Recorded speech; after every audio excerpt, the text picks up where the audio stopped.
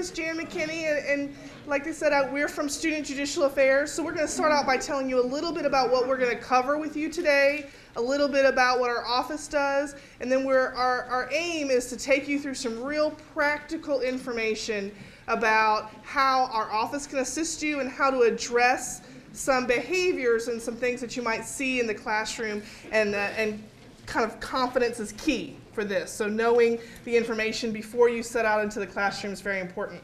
So first, our agenda for today, we really want to go over what our office does. It's important that you know what we do and how we can assist you. We don't want staff and faculty on the campus to not know that they can turn to us for help. We're available for consultation. We'll go through that.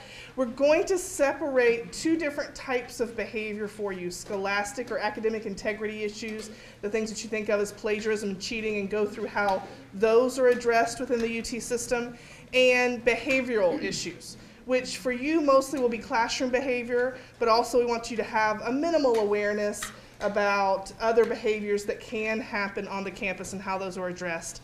And then really the tips for success. We're going to talk about some classroom management strategies that can really help you have students understand what your boundaries are as a faculty member and what your expectations are for them, and how the university can back you up with that. And we're hoping to get through and at least give you some information about some case studies as you practice this information. Student Judicial Affairs is the office that manages the Student Code of Conduct. The Student Code of Conduct is a very specific list of behavioral expectations for all students. So the thought is, if such a document exists, then there should be an office that looks after possible violations or concerns, and that's us. So there are myths about us on campus that we're the principals of higher education, that we are the people with all the discipline, but in reality, we are helping students develop themselves, that a lot of times behavior and mistakes are a cue to us that more development is needed. And so we're going to show you also through this briefing a little bit of how we approach instances in and out of the classroom in order to handle the issue and make that issue not a negative for other students, but also develop the person who's experiencing that as well. So with that being said, we're going to take the approach of we're the people who hold the rules, and we're the people who decide what happens with students who might violate the rules. And Jennifer is going to take us through the Student Code of Conduct and a little bit about the components of Scholastic Dishonesty. Okay, we're going to start by talking about the Student Code of Conduct and what it is. As Jan mentioned, it is that specific list of expectations for UTSA students, and it's a document that we oversee in our office. There are about 28 different rules that deal with behavioral violations, and those are the types of things that you might expect that students may make some poor choices along the way, things dealing with alcohol, drugs, interpersonal conflict that maybe isn't handled appropriately, theft. It's really a wide range of different behaviors that UTSA considers inappropriate for one reason or another for the community, and expects its students to behave themselves in a certain way. The Student Code of Conduct is helpful for you to be familiar with as an instructor, because it can help you manage your classroom better. By knowing what standards the university has for students, it can help you to know, is that student's behavior inappropriate? Is it disruptive? Is it a violation of the Student Code of Conduct? So the more you know about that document, the higher your expectations can be for your students, and the more you can help support the community and help keep UTSA students accountable to the expectations that the university has for them. There we go. Okay, so what are some different classroom behavior concerns that you may have? This is a short list of some things that we thought of that either have come to our office frequently or that we've seen during our time. But are there other concerns, or are there examples from this list that anybody would like to share who's maybe taught before, who's been in the classroom? What are some of those concerns that you see behaviorally?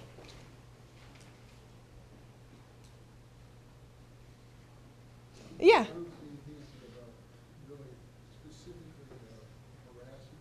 Harassment, yes, that's a very good example. Sometimes we do see that in classrooms where students' behavior becomes disruptive, not just a one-time situation, but it's continuous, and at that point, it can become harassment, absolutely.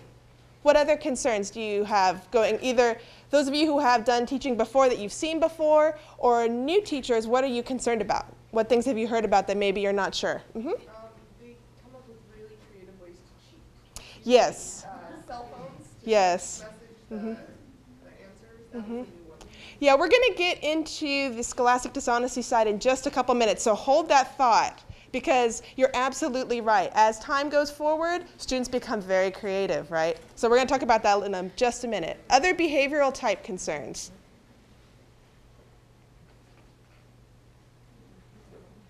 Okay, if you think of some as we move forward, let me know. This presentation, we have a lot of information to share, but it's designed to be interactive. So as we go forward, if there's something you have a question on, or you see something up there maybe you hadn't thought about, want us to talk about a little bit more, just let us know. We're more than happy to take your questions as we move forward through.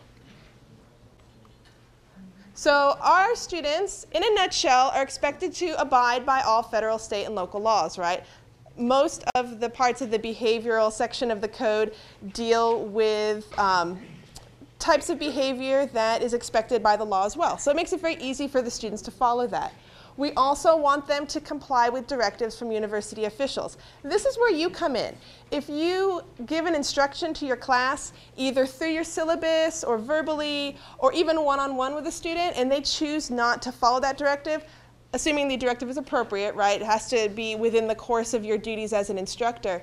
But if that student makes a choice not to follow that directive, that in and of itself can be a violation of the Student Code of Conduct. So when you get those students whose behavior is disruptive for some reason, is troubling for some reason, and you let them know, hey, that kind of behavior is just not okay in our class, they continue to do that, that's a perfect example of a situation that you can consult with our office on what those next steps would be, to refer that student to start that process so that we can address that behavior and allow you to focus on teaching your students. We also want our students to have standards that are appropriate for the academic institution, right? This is a place of learning for our students, both in and out of the classroom, of course, but we want the classroom to be a place that can be focused on the material that you want to teach, on the material that needs to be covered, not on students' behavior. And so there are a couple different ways that you can help communicate your expectations to your students. The syllabus is a great tool for that. The more specific that you are in your syllabus about what is and is not acceptable, examples include things like eating and drinking in your classrooms, cell phone use, electronic use. There's so many different electronics now that students can carry with them, and so it might be helpful for you to list out what is and is not okay for your classroom in that syllabus. Go over that with your students so that they know what your expectations are, and also you're setting up for them that setting the expectations, and then if they make that choice not to follow those expectations, it makes it easier for you to go through that process of addressing that behavior with them.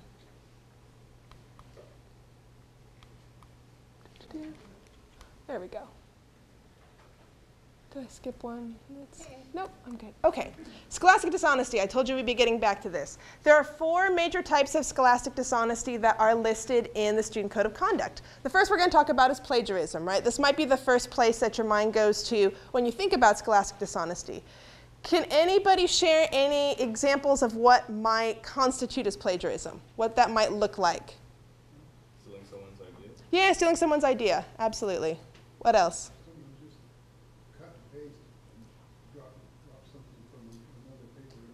Yep, copying and pasting. And this comes from a lot of different sources, right? It can be right from an internet source. It can be from another student's paper. It can be from another assignment from another class that they've used in 2 different classes without the instructor's permission.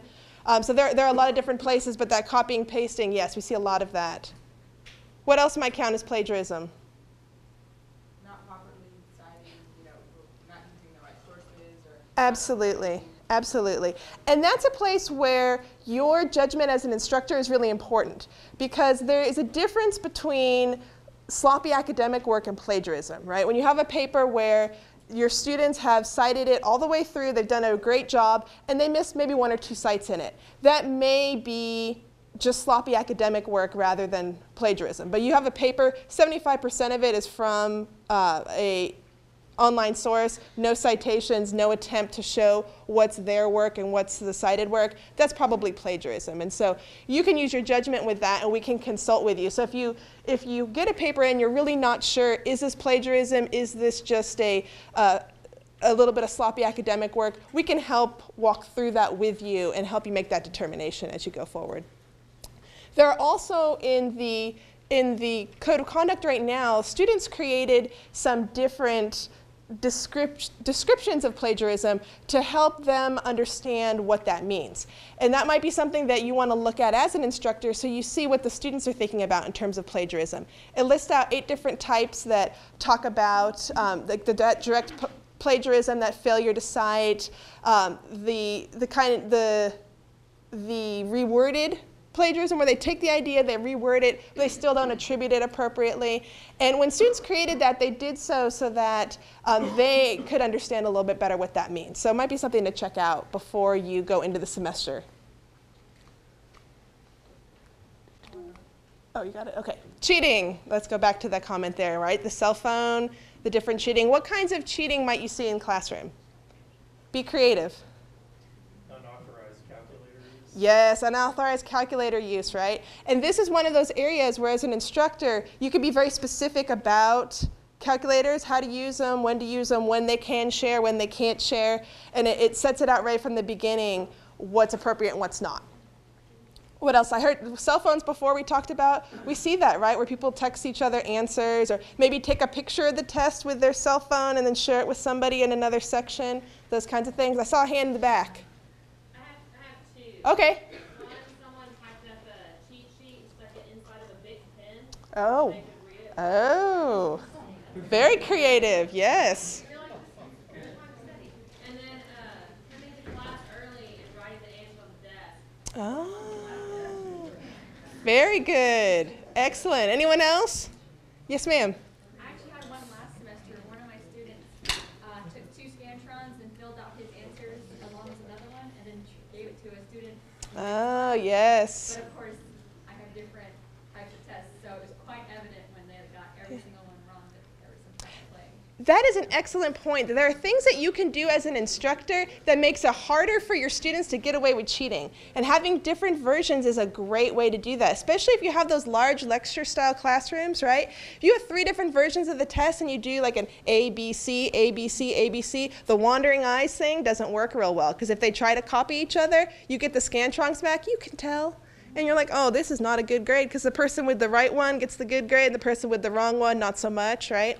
And so there are different techniques like that. Share those amongst yourself, those of you who are more experienced. And again, you can consult with our office as well, because as we've worked a lot of these cases, we've come into contact with a lot of those methods, a lot of those techniques. We can help you find some for your class as well.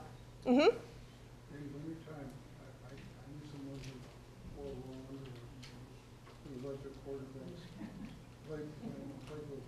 Yep.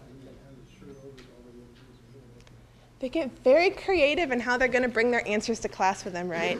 And so just, yeah, go ahead.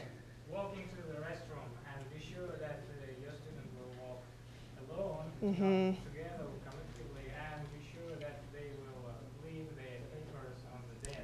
Absolutely. But, actually, it's not helping because they can copy the problem and share with each other when they go to the restroom. Bathroom breaks, right? Yeah. Excellent opportunity for cheating. Not always does every student who wants a bathroom break want to cheat, but it's good to have a policy just in case, right? But there are a lot of different ways that students can cheat. In the Code of Conduct, it lists 14 separate ones, but I think that there are more than that, right? Those are categories more than just the ways that they can cheat. They'll be very creative. Share stories with each other over the break. You're going to hear some really creative things that students do. And so as an instructor, the more aware that you are of what your class is doing, the more thoughtful you are about the type of your class, how your exams are, how your assignments are, because it varies. Different kinds of classes have different kinds of cheating that occurs just because of the nature of those classes. So take some time to think about ways that students might try to get around and take the lazy way out, right? Not have to study, find a way to do well on the test anyways.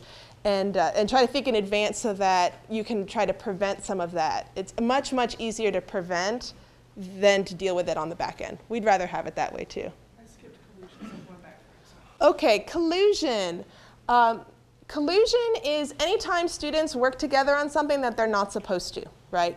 Can anyone think of some examples of collusion that might come up in your classes? Making graphs or tables like together. Absolutely, and we see it a lot. Well, the tables, the graphs will come out looking too much similar, and then the instructor feels that maybe the students worked together when they weren't supposed to. We also see it a lot in labs, where the students are allowed to work together on the labs, but are supposed to turn in separate work. Sometimes they do, sometimes they don't. So those of you in lab-based classes, that's something to be aware of. What else do you think might count as collusion? Homeworks. What's that? Homeworks. Homeworks, yeah, absolutely, absolutely. One of the things that you can do as instructors is to let your students know what is okay to work on alone and what's not okay to work on alone, and to be as specific as possible. So if you give out an assignment and there are a couple parts that are okay to do collaboratively, let them know what those are, and then let them know very specifically what's not okay. It's important to remember about our students that they've gone through school doing a lot of things together. And so they don't necessarily see it as cheating or see it as being dishonest. It's just a continuation for them of how high school was. And so as an instructor, it makes your life easier, and it makes the students able to meet your expectations better if they know exactly what those are. Some of our professors will go to the extent of listing out, this is what's collusion, this is what's not collusion, this is what's okay to work on. Even something as what would seem as simple to us as a take-home exam, right? You would think, exam, work on it by yourself. That's not necessarily understood by our students immediately. It should be, right? And it's their responsibility to ask the instructor if they have a question. But you can make it so much easier for them by just taking that extra step to say, work on this by yourself. Don't get in groups. Don't sit in groups and do your take-home final exam. It's collusion. That way they know what those expectations are. Falsifying academic records. This is a part of scholastic dishonesty that we don't always think about as much. It's not in a lot of our minds in the same category as the cheating, the collusion, the plagiarism. But anytime a student falsifies any document that is part of their academic process, that's a violation of the Student Code of Conduct. We see this sometimes in add drop slips for classes where they'll forge a signature perhaps. We see it for students in education who are doing their field work or doing their student teaching and maybe put a couple extra hours on their hour log sheets that aren't correct that aren't actually accurate, right? The other place that we see this is with sign-in sheets. Students who sign in their friends who decided to sleep in that morning and not come to class, right?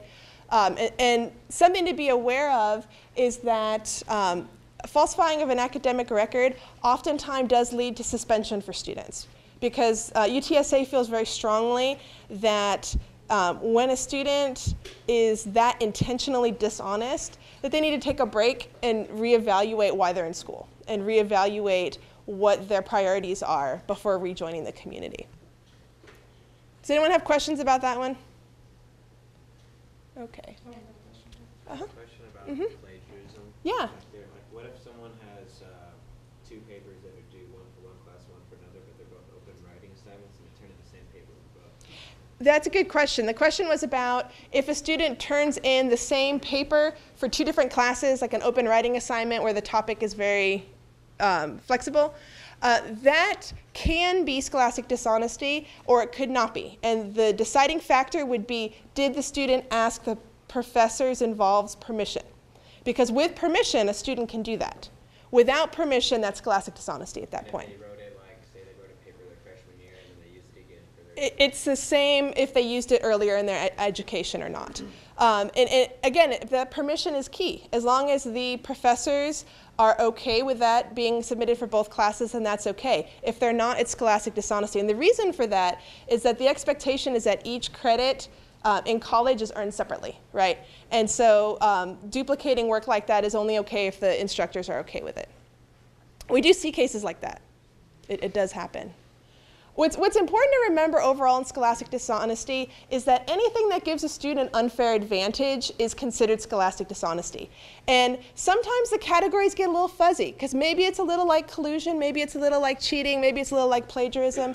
If you're ever unsure, but you know the student has done something that they shouldn't have, right? But you're not necessarily sure exactly which category is most appropriate to put it under, let us know. Call our office, email us. We'll work with you to try to help determine where it best fits.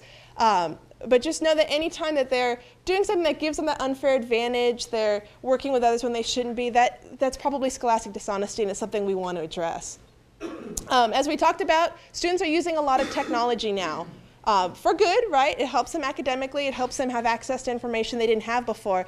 It also helps make it easier for them to cheat and commit scholastic dishonesty, so something to be aware of. And I'm sure that you are aware, but just know that there are places where students can purchase assignments on the internet. There are students at this university who sell assignments themselves. When we become aware of that, obviously that's something that our office addresses, but just know that that's out there. It's just something we want to make sure that you're aware of. Any general questions about scholastic dishonesty? We're going to move into talking about, so what happens when you see it? What do you do as an instructor? Yes, ma'am. How are we supposed to know if there are plagiarism? Like, I haven't read everything. It's true. Anyone have tips? Anyone who's taught before? Yeah. A lot of times when you have a student that like directly pulls from like Wikipedia or any kind of online source or any source at all, if you know the student's writing well enough, you'll see exactly where it starts and exactly where there's a definite tone change. Yeah. As somebody who's read a lot of referrals, right, I see that a lot. This is clearly not the student's writing. This is clearly different than how they normally write. There's also software that you can run and double check the paper, Yes. cross check across the whole internet. If it picks up, I don't know what it is now, but it used to be if it picked up like two sentences that were very, very close. There's some very good software that's designed to detect plagiarism. And if you and your department don't have that software, it could be as simple as putting it into Google. If there's a passage that looks kind of fishy to you, put it into Google, because Google go out there and find it. And I've seen a lot of referrals where there have been very successful Google searches that have found plagiarism. I'm going to kind of move us into the process. And there's a couple of notes that I want to make as we learn about the process. And one is, it is not your choice whether or not to refer scholastic dishonesty. That is a choice made for you by the UT System Board of Regents. And so that is a real difficult thing for some, as they realize that if I see scholastic dishonesty, you have to report it. And you have to report it using this system. So here's where it's important that you understand that we're not a scary office. You know, it's not the worst thing that ever happened to a student to have to deal with a lower level violation, but it's not in their best interest to let it go, because it snowballs for them. And so as we go through the process, I also want to remind you that there is a certain psychology to scholastic dishonesty. Our students who commit these violations are not necessarily bad students or unsuccessful students. There's a very magical, mythical thing that happens at 3 a.m., right? That your decisions are decidedly different at 3 a.m. when the paper's due the next morning, when the experiment's not done, when the computer program's not written, that make you make choices that you wouldn't normally make. And so this is an educational process designed to help students recognize that moment for themselves. Some will recognize it beforehand, some will recognize it afterwards. But ignoring it or letting it go or choosing not to refer it is the least helpful thing you can do, and then you yourself have placed yourself in a situation where you violated the Board of Regents rules. So here's the process. We have a form on our website that you can self-serve with, and you can pull it up, and it walks you through steps. We'll actually look at it in a minute. But you have the opportunity to meet with the student about the incident and say, hey, I found plagiarism. Here it is. Let me show it to you. The Student Code of Conduct gives me 5 sanction options that I can choose, right? So you can decide that it's just a written warning, that the student can resubmit the assignment, that they get an F on the assignment, they get an F in the class, or they get some version of reduced credit. You can only get as high as 50%. I'm taking 10% off. Whatever works for the structure of your class. The UT system designed that for your flexibility. So no, you cannot remove a student from the institution, but you can decide that this within the weight of the class or with what the student had to say does not warrant a grade impact and issue a written warning, or you can say this has such a grade impact that it deserves an F in the class. We only ask that you think about your consistency parameters before the start of the semester to help you not, make a decision that might be inconsistent in the moment. You don't have to, say a student plagiarizes a weekly paper and another student plagiarizes a midterm paper. You don't have to give those two instances the same sanction. They have different weight in your class. But two students who do the same thing on the same assignment, you do have to offer them the same consequence. The student reads the form, decides for themselves if they're willing to accept that sanction, and then it is forwarded to our office with the backup documentation and your department chair's signature.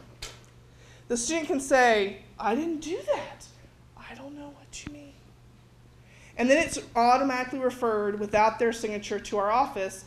We investigate and look at, did the student commit the violation or not, are they responsible or not, by meeting with all parties and making that decision. So what I hear from faculty a lot is like, well, if that's going to happen anyway, why do I do it? But you see, the student has a chance. Remember that moment at 3 a.m. when they made that huge mistake? It gives them a chance to talk to you about it and say, I messed up. And move forward in the class in a very positive way, take whatever grade penalty is and move forward. They are not permitted to withdraw from the class. They are not permitted to withdraw from the class. If we see upon receiving paperwork that they have give themselves a W in the class or they've withdrawn from the class, we call them in to suspend their right and privilege to withdraw. In other words, you can't cheat and run. That's not, their Scholastic Dishonesty has an impact on the rest of the class, and we have to represent the interest of our other 30,000 students as well. So question over there. Would it be something that would be beneficial to state in the syllabus that there is absolute zero tolerance, that any infraction will be dealt with as seriously as any other? You can certainly do that. Many faculty members will say in their syllabus, for me, for my department, it's F in the class. For me and my department, it's 0 on the work. And just say that up front. That is completely a faculty-based decision. The UT system lays out this extensive process but doesn't make those types of decisions for you. So many faculty do that. In fact, departments, finance is one that they will gather together many sections of like the finance lab and make decisions about that as a group and then implement those forward.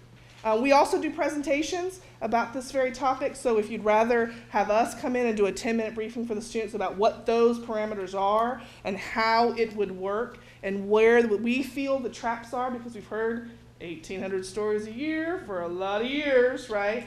That we can do that and kind of give those students a chance to set off on the right foot. When something comes, when the student signs the form and they say, okay, I accept that I get a 0 on the paper, that's okay with me, they have in essence signed a waiver or they've agreed to an administrative disposition. The student, when the unsigned form comes over to us and they do not agree and they do not find that they are responsible, they can have a hearing. So with our behavioral issues and with our scholastic issues, the system works the same. The student, once we determine our finding, say that we find responsible, and we say we think the consequences should be A, B, and C. The student can hear that and choose waiver or hearing. I agree, and yes, I might appeal the sanctions only, or I'd like a full hearing.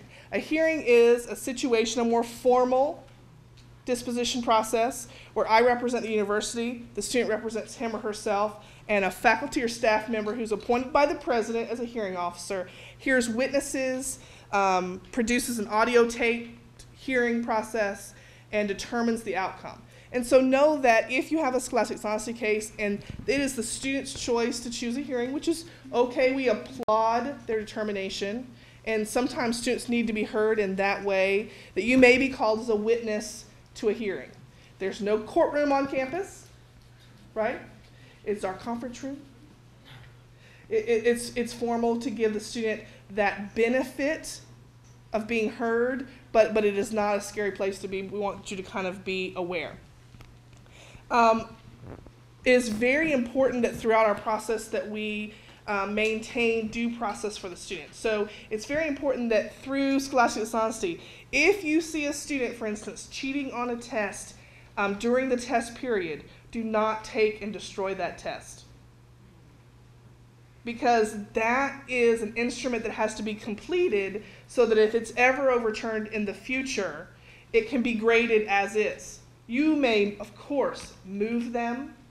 You may ask them, please come down here and sit in this chair here and complete your test, but you cannot destroy that academic work. It has to stay intact. That's one of the due process issues. We'll talk about behavioral issues in a minute. If you ask the student to leave the class, please feel free to do that, but from a due process standpoint, give them a time when they can come back. You can come back after you speak to me in my office hours. You can come back after you speak to SJA. You can come back after you speak to my department chair. But those are some due process issues. And of course, discussing their issue with anyone else, including their parent or guardian, is a violation of FERPA, which I'm sure that you're aware. It also means that if you have a student that you've addressed Scholastic Dishonesty with in your class, please don't tell your colleagues. They are not in a situation of the UT systems need to know. That is for other purposes. And so the student should have that privacy protection within your classroom. So we're going to look really closely, or really quickly, at the referral form itself. This is our website. It's set up as a self-service. It will talk to you a little bit about the part of Scholastic Dishonesty, how to do it, and then the form is linked below. The form is designed as just a step 1, step 2, step 3, with writing who is the student, what happened, what penalty do I select, and a summary of the incident, attaching your syllabus and all documents. We do reserve the right to add penalties or sanctions. If you submit to us a form of this and it's something that the student has had behavior before, we are more than likely going to suspend that student. So it says to them on there, yes, we can add sanctions, depending on, the student may have cheated in another class. 1, Scholastic Dishonesty can be a great learning opportunity. 2 is suspension. Okay? And please consult with us if you think you have a Scholastic Dishonesty case that supersedes the options of sanctions you are given. So if you have something that affected a grade outcome of other students, if you have something where someone, like Jennifer mentioned before, that's of a greater weight than you think suspension might be warranted, you want to notify us about that. The student can read this paragraph, choose to sign or not. It's not intended to be confrontational. It's okay if they don't sign. They're not making a judgment about you. They're just saying that they would like our office to look at it, and you note it at the bottom whether or not you were able to meet with the student. The form reminds you that if this is close to grade time, and it's time for grades to be submitted, midterm or final, and you're submitting a Scholastic Dishonesty, you must fill out a no report form, which is online as well, that notes that grade as NR or no report. Part of due process is that we can't give them a grade that includes a penalty until that penalty has been issued and the appeal window has closed. Any questions about the form as you see here? All right. Give us a chance to get back where we are. Now, and before we move forward to the behavioral part of our talk, any questions before we leave the topic of Scholastic Dishonesty? Do you feel confident that you know what to address, how to address? We put some copies of the Student Code of Conduct on the back table. It is important that you take a look at that new plagiarism section. Our students have written an honor code, as some of you may very well know, and one of the things that they advocated for and got Faculty Senate to approve, as well as the CMO to approve, is the expanded definitions of plagiarism. Okay? So, we do have issues of disruption in the classroom. Some of us have very large classrooms. And so the provost and the vice president of student affairs together have come up with some recommended procedures that they would like you to follow when there is a disruptive student in the classroom. And so we're going to go over that first and then start to break down what some of these behaviors might be. Number one is that you address it in a private manner. Remember FERPA, remember due process, but that you're going to say this behavior is not acceptable. A tool that I always like to give faculty is we have those printouts of the Student Code of Conduct. We'll supply you as many as you need. Carry a couple in your bag. And when you have the students that are talking, the student that's using an electronic device and you're finding that disruptive, simply amidst your lecture or amidst your class, you can go and give that to them and say you may be violating this right now and keep moving. Notify them in that very simple way that this behavior may find them in violation of the Student Code of Conduct. The one thing I want you to remember, this may be the first day you hear all this information. All your students know. They all know about the Student Code of Conduct. They hear about it more than they ever wish they ever did in their life. And so that document to them, the title of that document has meaning, and so when you show it to them, it works. Of course, we do, the officials of the university have decided that upon second incident, it's a referral to our office. We're going to show you a separate form. We are dividing out the process that you use for scholastic dishonesty and the process that you use for behavior. Behavioral issues in and out of the classroom shouldn't have an academic penalty. Only those related to scholastic dishonesty. So you're going to see that for the behavioral referrals, you're just sending us the information and then we're going to take care of it. For the scholastic form, you're doing a little bit more. So that's kind of the stepped process.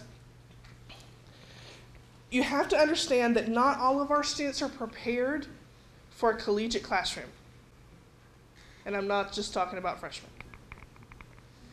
The communication in their world and their society is much different from many of ours. Their past experience and their past academic experiences is much different from ours. And so you will have times when their use of technology, their love of chatter, their happiness with their own ideas becomes too much for your classroom environment, and knowing what those boundaries and parameters are and addressing them. Students need the opportunity to consider the impact of their actions on the rest of their community. They don't always get that opportunity. They are in very individual lives. They're very busy with work on top of school, on top of family, on top of. And you have to give them that learning opportunity. We understand, though, that you're managing large classrooms and heavy schedules and don't always have time. So here's where we remind you that you can refer an incident to us that you know may not be a violation or may not be a big deal. You would just like someone to meet with that student and let them know that their behavior is not okay. We call them dude seriouslys or DSs, and we are literally the people that are like, really? It's that objective party that's like, you did what? And our students need that. That fits with their communication style. So please consider that. It's important that you have really thought about now some of these issues. What is your testing environment going to look like? Where are your parameters? How are you going to feel when you lecture and people are attentive or not attentive, and how will you address it? We can't really speak to that for you for every testing environment, but it's important that you think of it and put that information in your syllabus. Don't also feel tied to that syllabus. Remember that a behavioral rule is failing to comply with an order or instruction of a university official. You haven't missed the boat if you didn't put it in your syllabus. You can come into class on a Tuesday and say, from this day forward, we really all need to put the laptops away. And they must follow that from that point. So don't feel stuck in that. Any questions about some of these factors that might help you in disruption? One thing I want to point out, sleeping is disruptive. Yes? It is. You may not feel that way, but Jennifer and I have the benefit of talking with thousands of students a year, and they feel like it is. The person sitting next to them sleeping, snoring or not, is bothersome to them. So that's a great reminder that as you're at the front of the room, think about what it's like to be in the third row, in the back row, and what experience. You're making a university decision on what's disrupting you as an instructor, but you're also making a university decision based on what other students is affecting their academic experience. Okay? Okay? All right, so we're going to kind of go through and look at the behavioral referral form.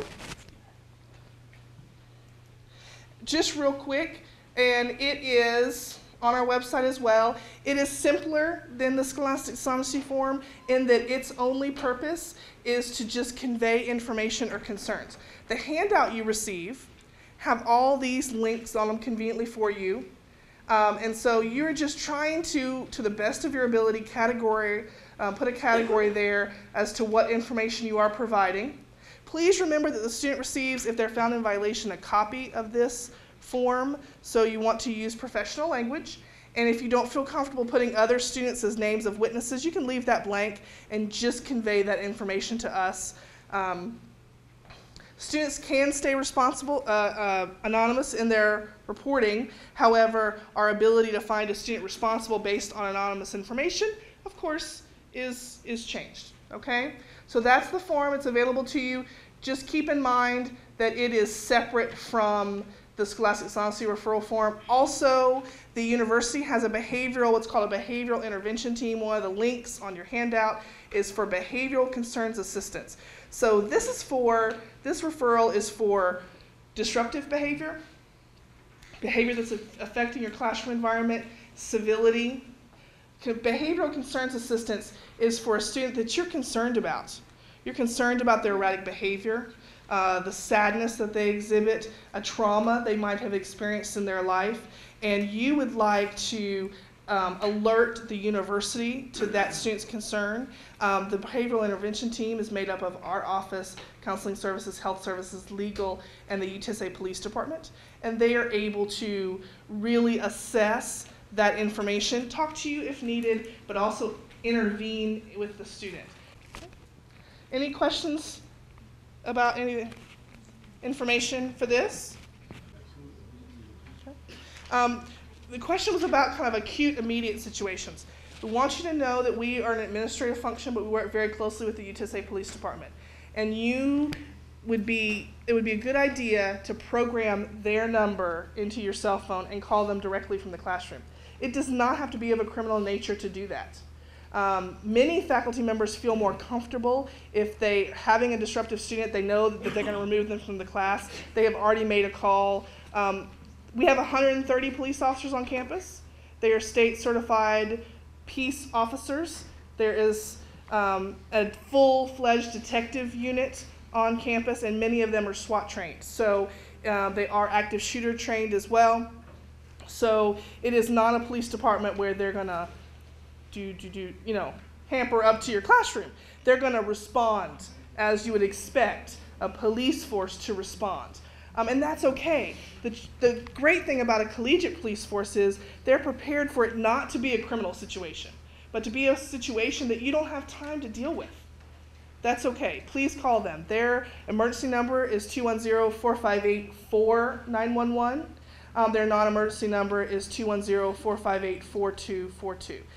They will do what's called close patrol if you feel like you have an uncomfortable classroom environment that you're unsure of, and you would like close patrol until you get us to be able to intervene with the student or make other academic arrangements for a student. They can do that. They can stay near your classroom so that if a response is needed, they're present. There's a lot of different options, and it's called safety planning. Captain Dan Kiley at the UTSA Police Department handles safety planning. But we are aware that there are situations that have to be handled immediately.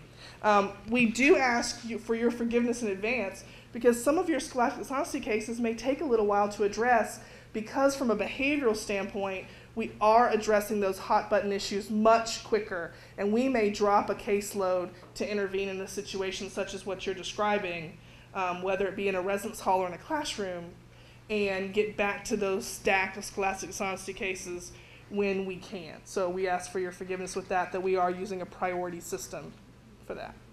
Any other questions? What if you're not the one that knows it's the plagiarism, but it's in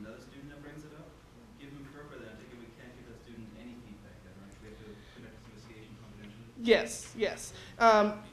With FERPA, you would not want to relate one student's academic record to another. That may be a student that you want to say is a witness.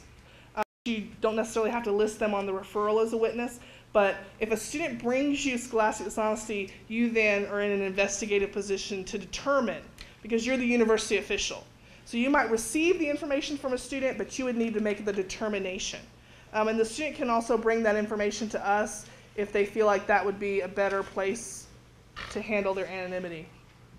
But yeah. If there's no plagiarism found, you still don't tell the written student. Correct. You would only address, he asked the question of if somebody brought something up but it was unfounded, you would not need to address the student who was alleged. You would only need to address the student who you have already made the determination that you believe it to be Scholastic Dishonesty. Okay? That may be a student who you didn't confirm Scholastic Dishonesty, but you're concerned about them and you'd like us to meet with them anyway. We can certainly meet with students before a violation is confirmed. Any other questions? We're going to send Jackie and the rest of the TLC team our case studies so that you can get some practice. We're available in the University Center. Our location is on your handout. Please feel free to just drop by, pick up codes, schedule a presentation for your class, or just ask us questions. Thank you very much.